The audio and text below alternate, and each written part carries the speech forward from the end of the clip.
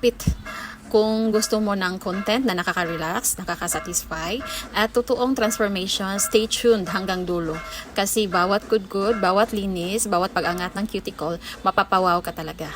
Kaya dahan-dahan lang tayo kasi gusto natin yung malinis pero safe, yung hindi kasi minamadali ang ganda. So, dapat step by step lang ang pagkuha sa dry skin and ingrown.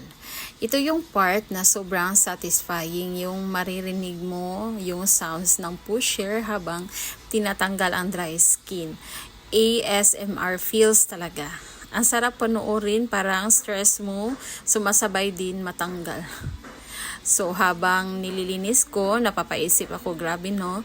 Minsan yung mga maliliit na details, sila pa yung may pinaka nangangailangan ng care.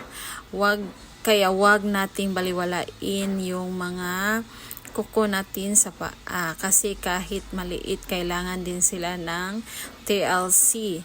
And look, habang padayon ako sa pagkudkod, unti-unti nang lumalabas yung tunay na kulay ng kuko. Fresh, clean, at healthy looking. Ito yung mga moment na satisfying panoorin from start to finish. Kaya kung ikaw yung tipo na gustong makakita ng ganitong transformation, huwag mong i-skip to ha. Parang kasi si dry skin dito parang ayaw bumitaw. Kanina pa to. Pero ayan, mission accomplished pa rin.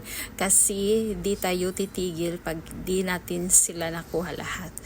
Ang ganda na ng result. Super linis at presko tingnan after nito.